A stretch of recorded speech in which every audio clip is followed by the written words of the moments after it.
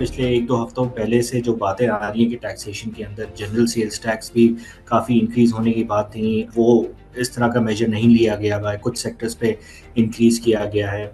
Salary class के slabs change हुए हैं, ऑन द हायर सेगमेंट वो थोड़ा ज़्यादा इम्पैक्ट करेगा, ऑन द मिडल सेगमेंट इतना ज़्यादा इम्पैक्ट नहीं करेगा। और लोअर सेगमेंट जो 6 लाख की जो बेसिक लिमिट थी वो तो मेंटेन ही रही है।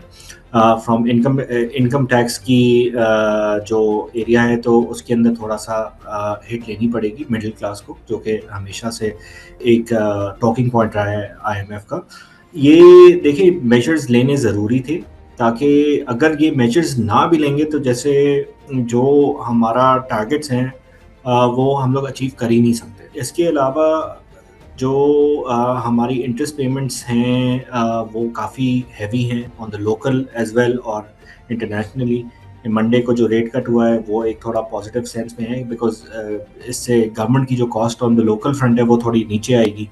तो थोड़ा और ब्रीदिंग स्पेस मिल जाता है फिस्कल में। ओवरऑल बजट ऐसा नहीं है कि बहुत ही मुश्किल है, मेरे ख्याल से बैलेंस बजट दिया है और कुछ सेगमेंट्स के लिए थोड़ा-सा नेगेटिव हो सकता है। जैसे एक्सपोर्टर्स जो पहले एग्ज़ेम्प्ट होते थे और 1% उनका टैक्स देना होता था उनको। अब वो है कि उनको 1% और 29% व्हाटएवर इज़ हायर, वो ऑब्वियसली टैक्स नेट के अंदर आ जाएँगे।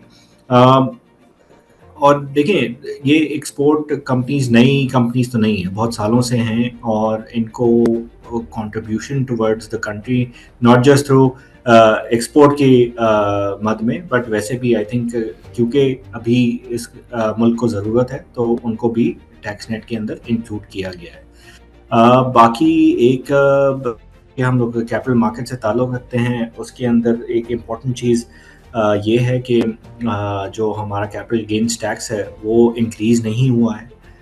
15% पे बरकरार रहा है फाइलर्स के लिए, लेकिन जो नॉन फाइलर्स हैं जो कि अगेन ऑब्जेक्टिव है गवर्नमेंट का के टैक्स नेट के अंदर आ जाए, उनके लिए और ज़्यादा इंक्रीज़ हो गया है। तो इंसेंटिव दिया जा रहा है कि भई अगर आप फाइलर बन जाते हैं, आपको 45% सीजीटी नहीं देना पड़ेगा, 15% देना पड़ेगा। इसके अंदर एक टेक्निकलिटी ये है कि पहले ये होता था कि अगर आपने 5 साल से ज़्यादा कोई सिक्योरिटी होल्ड की हुई है, उसके ऊपर टैक्स एग्जेम्पशन थी, वो भी ले आए हैं, लेकिन इसका क्वांटम बहुत ज़्यादा नहीं होगा। इतना ज़्यादा इम्पैक्ट नहीं आएगा। बाकी ये जो टेक्सटाइल्स हैं, जो कि हमारे मेजर एक्सपोर्ट्स करते हैं, उनके ऊपर थोड़ा इम्पैक्ट आ सकता है। बहुत सारी टेक्नोलॉजी कंपनीज़ जो हैं, जो कि आईटी सर्विसेज़ में एक्सपोर्ट करती हैं, उनके अंदर थोड़ा-सा नेगेटिव इम्पैक्ट आ सकता है।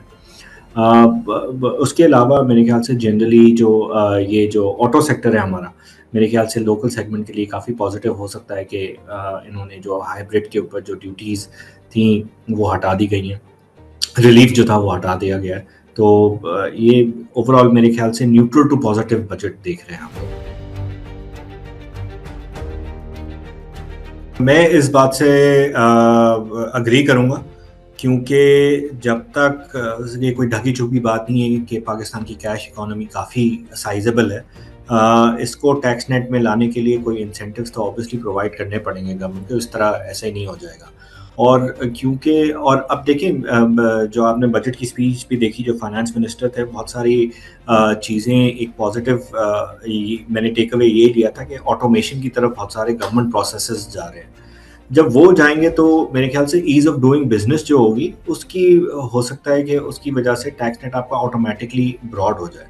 वरना अभी कैश इकोनॉमी को लेके उसके लिए तो आपको जैसे पहले हमने देखा कोई एमनेस्टी स्कीम्स लॉन्च हुई हैं, वो आनी पड़ेंगी। हमने जहाँ तक immovable property real estate market की बात की है, उसके अंदर देखें टैक्स लगाने का अभी कोई फ़ायदा नहीं है और मेरे ख्याल से बहुत ज़्यादा रेवेन्यू उस साइड से जनरेट नहीं होगा, बिकॉज़ पिछले 2 या 3 साल से प्रॉपर्टी मार्केट काफ़ी डेड हुई हुई है because of the taxation and cumbersome process, जिसकी वजह से आप प्रॉपर्टी ट्रांसफ़र या वो करते हैं। पहले जिस तरह ये मार्केट में हलचल होती थी, प्रॉपर्टी मार्केट में इस तरह की नहीं है।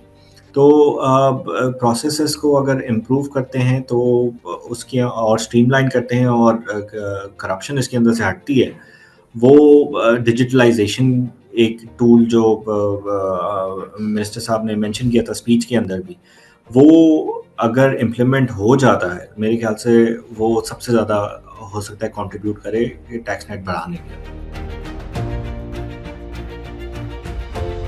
और भी लोग ये सवाल करते हैं, गवर्नमेंट का और जो हमारे लोकल बैंक्स हैं उनका बहुत ही गहरा बंधन है, और ये मेरे ख्याल से बहुत जल्दी इससे हम लोग निकल नहीं सकते अनलेस हम लोग कोई एडिशनल रेवेन्यू सोर्स डिस्कवर नहीं कर लेते। अब मैं इसका आपको दो तीन चीज़ें जो डेवलप हो रही हैं फ्रॉम, ये थोड़ा बजट से हट के बात है, दो तीन प्रोजेक्ट्स जो हम लोगों ने देख रहे हैं कि मटेरियलाइज हो सकते हैं अगले साल के अंदर। वो एक रिकोटेक का प्रोजेक्ट है जो बैरिक गोल्ड के साथ हो रहा है, वो उसके बाद फिर ये possible refinery, big refinery project with Saudi Arabia, ये एक पॉसिबिलिटी है। फिर इसी तरह अगर कोई बायलैटरल अग्रीमेंट्स और होते हैं, अब ये रिसेंट जो चाइना का विजिट है इसके अंदर भी काफ़ी ज़्यादा एमओयूज साइन हुए हैं। अब इनके ऊपर कोई एक्शनेबल चीज़ होती है तो मेरे ख्याल से वो वो जब आएगा और उसका रेवेन्यू जनरेट होना शुरू होगा, फिर ये हम लोग बैंक्स के ऊपर रिलायंस थोड़ी कम कर सकते हैं। बट जो अभी हमें जो रीजनल मार्केट्स में भी नज़र आया है कि इंटरेस्ट रेट डिक्लाइन होना शुरू हुए हैं यूरोप के अंदर, ईस्ट एशिया के अंदर, और अब तो मुझे लगता है कि हमारा जो डाउन साइकिल है इंटरेस्ट रेट का, वो शुरू हो चुका है, और जितना ये इंटरेस्ट रेट कम होगा उतने गवर्नमेंट के पास थोड़ा लीवे बनता जाएगा फिजिकल स्पेस के लिए।